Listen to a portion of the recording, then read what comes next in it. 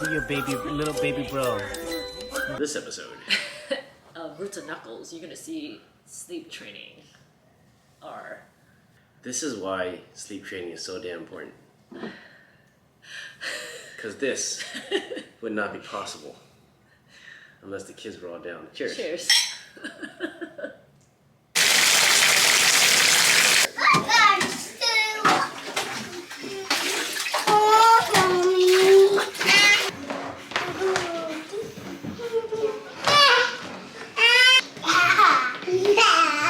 Okay, come on guys, story time in your room. My brother's so clumsy. Why is he so clumsy? Huh? Daddy, she's around. Mom, she's quiet. Abel, don't mess up with my dollhouse. I just opened it. I just organized. Oh. Don't mess up my dollhouse. I just organized it. Oh, get away from me. Look, this is your. Look at you. Oh, she did just organize it. Who's doing like Daddy Riju? I don't know. This book always makes Daddy hungry. Yeah.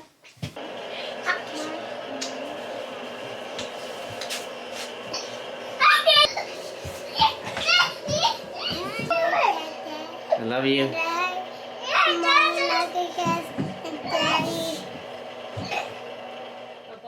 It's like That parents concludes- gone bad. That concludes the why. I know.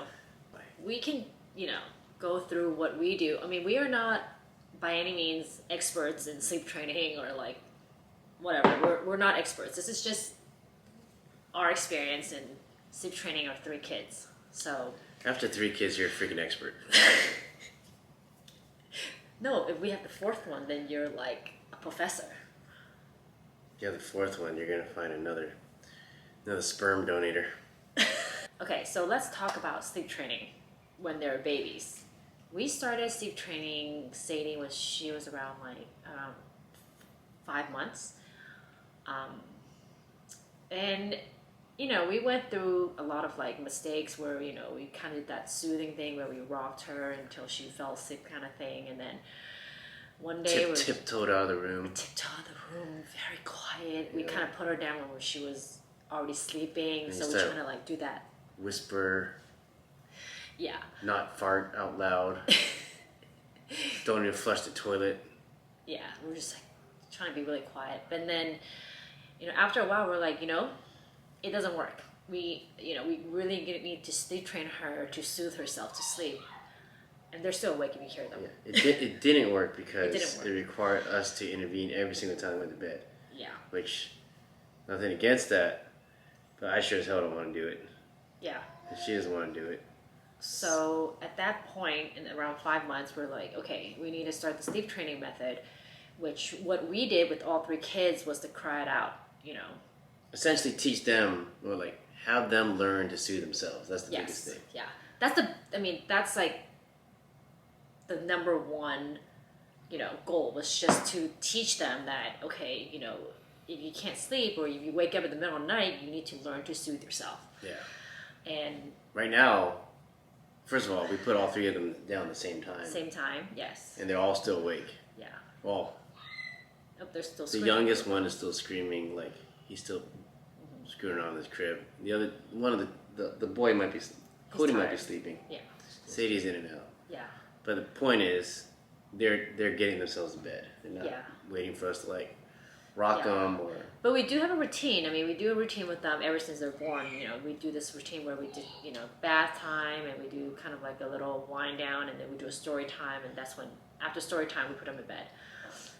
But we are very, when it comes to sleep training, you can say we're, people don't agree with the cry it out method because they feel like, It's hard for it them is to hear hard. the kid. When we first did with Sadie, she was our first one, so everything's oh, I feel bad, and then she would cry it out, and 5 minutes feels like an hour, 10 minutes feels like your child protective service. No, it wasn't. She never went to that. I think it was 30 minutes, and we're just oh my god. Yeah, it's so hard. It feels bad. But then it worked. It worked. And It then you was learn only to one day. decipher the difference between the cries. There's Yes. crying like it's something really, really wrong, and just crying like Yeah. I'm just being needy. Yeah. And then it was hard on Sadie because she's our first child. By the second child, we got immune to it. And it was really fast. It was even faster. By the third child, he was crying. We don't even hear it anymore.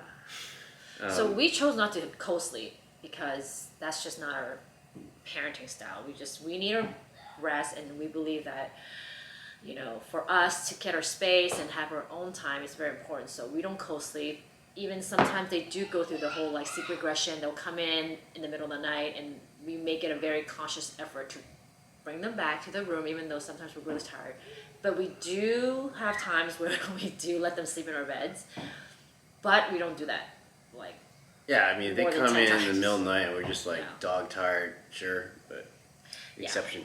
But it's very important that we make sure that we bring them back every time so they don't get used to that. So, yeah, I mean...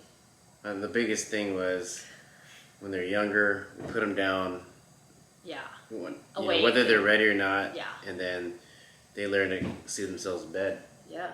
And that's still going on right now. I still hear them in there. So what we did was that, you know, since we have 3 kids, a lot of people do ask, you know, the questions like, how the hell did you guys put all 3 down at the same time? That's one of the biggest thing, you know.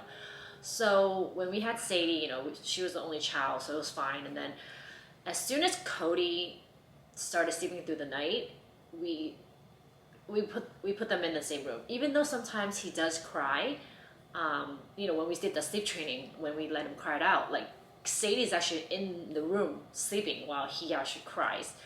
But the reason why we do that is because we're not afraid that she's going to wake up. We want them to get used to each other, you know, because by putting them together, they have to start adapting to each other's like schedule, you know, crying or talking, crying, you know, whatever, you know. So in general, throughout the day, like even when they nap, we're not shy about noise. No, yeah, we're never so shy like about noise. if they're down for a nap, like we just operate like we normally would, even if they're awake. Yeah. So it's not like we're running around banging pots and pans and crap Yes. like that. But you know, like. But I'm vacuuming You know, in the if I afternoon. gotta fart, I'm gonna fart. You know, if I take Yeah. a deuce in the toilet, I'm gonna flush the damn toilet. Yeah. You know, like. Yeah. Well, in the morning too, they all wake up generally at the same time. Yeah. Yeah. So that somehow they adapted each other's True. schedule. Yeah. Yeah.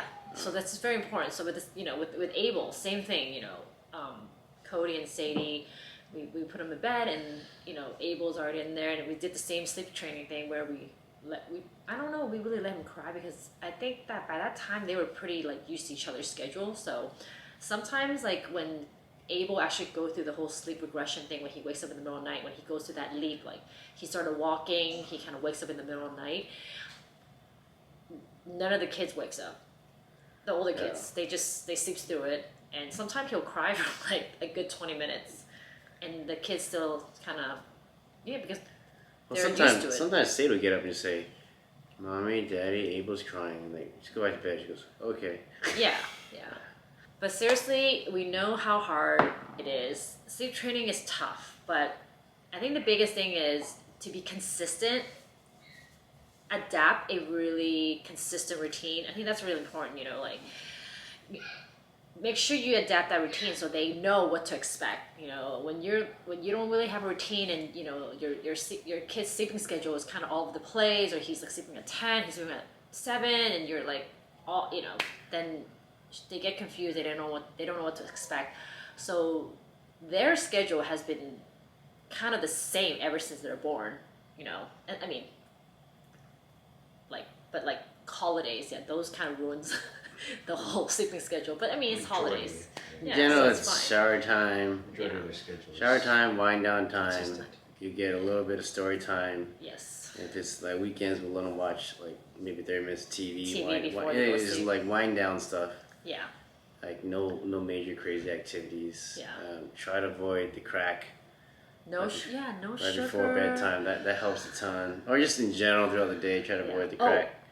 Very important. Make sure when you guys are sleep training your children, do not make sure they're not going through like some kind of like you know, they're like their molars are coming out, or they're not feeling well, or they're going through some kind of like milestone, you know, maybe they're learning how to walk or they're learning how to crawl, that kind of stuff, like, or potty training. Like, don't sleep training, you know, you want to make sure that they're not going through those kind of milestones, you know, so it kind of ruins it, so you don't want to do that. Let's just stick with it. Like, don't be like, you know, it kind of worked, and it's not, you know, that a relapse, and we're gonna like soothe them in the bed and hold them and rock them until they fall asleep, and then, you know, pretend they're at bottom and just place them down gently, or, you know, let them back in bed. If you made the decision, stick with it, and it's rewarding. It is. Because right now it's 9 o'clock. I have a drink. She has a drink. We can watch TV. Yep. In your room, you can watch TV. If she decides she wants to get randy, we can do that too. Oh gosh. You know, it's options. Options. You get randy with your brother. Whatever, you know? Yeah. But I think, you know, the most important thing is that stay consistent. It's hard. I mean, I'm not gonna lie, the first one Sadie, we did spoil her a little bit because, you know, you read all these books and they're like, oh, you wanna like rock them and soothe them and you wanna like do that shh noise until they go to sleep. But after a while, you're like, they don't know how to soothe themselves. So by the time, you know, we kind of learned our lesson, the second one, we just literally dropped in the crib. We didn't rock him. Nap time or sleeping time. We never rocked or like, you know, baby them basically. Even though we love holding our kids, but it's just sleeping. We want them to learn. You need to soothe yourself to sleep. So we didn't do any of that. We literally dropped them after the 5-6 month mark. Yeah. After the 5-6 months mark, you know, we literally just, you know, we put them in bed, awake. They're awake. They're like wide awake. We put them in their crib, and then we let them soothe themselves to sleep. Turn off the lights, and we leave. You know, you love your kids. This is a disclaimer. You love your kids, blah, blah, blah. Of course, I love your kids. Of course we love them. But you kind of need time to do crap on your own. Like at nighttime, it's like me and her just like unwind, talk, you know. Like, you know, have our own time. Yeah, and then in the space. morning, it's like, so as nighttime is between like 9 and whatever heck we go to bed. And then in the morning, it's like we wake up. She wakes up ridiculously early, like 5 or some god awful time like that. I wake up 6:30 or something. Yeah. You still get like a couple hours yourself just to do whatever it is you want to do. You could just, you know, sit there, drink coffee, look at the damn ball, and not hear noise. But either way, it's like. But that's important because important. I think when you have kids, especially during this time right now, with like a lot of kids are home and parents are working from home, like you really need that time to yourself. Like you need to have that space where you can be with your husband or your wife and like, or have your own space where you guys can do your own thing or read or whatever you guys want to do, you know, like it's super important to just have your own space. So I'm not against co-sleeping, but that's just not our parenting style. I am. Like I can't sleep. We cannot sleep with our kids in our bed. It's just not, they kick, they're all over the place. Cody kicks, goes run like sleeps in circles. Sadie holds on my ear the entire night. It's like, it just you doesn't know, work. like if they co-sleep with us, then we can't sleep. they're sleeping, but I'm not getting rest, and I wake up, you know, like and I'm grumpy. Yeah. Grumpier than I normally am, which is pretty grumpy. pretty grumpy. You know, anybody who's met me. Yeah. So that's our sleep training. I hope you guys find this helpful. If you guys want something a little bit more detail, it's actually on my blog, so you guys can check that out. But we know how hard it is, so we understand the pain and going through the sleep training, you know, when they're waking up all the time, and we understand that, you know, and especially when you kind of like maybe sleep train them and all of a sudden they start waking up again in the middle of the night, it can be really hard and you're tired and you're like, okay, it's okay, just bring them in bed with us, and we've all gone through that, so we understand how that feels. But I'm still sleep training my big brother, Clarence. Here. I'm still trying that's to our sleep next train project. myself, He's still rocking the bed. Fight through it. You know, hold a little whiskey to him. It's like, oh, boy. I need a whiskey and a baby bottle. So thanks for watching, you guys. Hit the ting button now. Subscribe or else. Please. What are you still doing? I know. Seriously. What are you doing? Like the button, like it, button. make a It's comment, magic. okay? Click the button. Gosh, Click. subscribe. Here. Okay. But good night, guys. Thanks so much for watching, and we'll see you guys at our next video.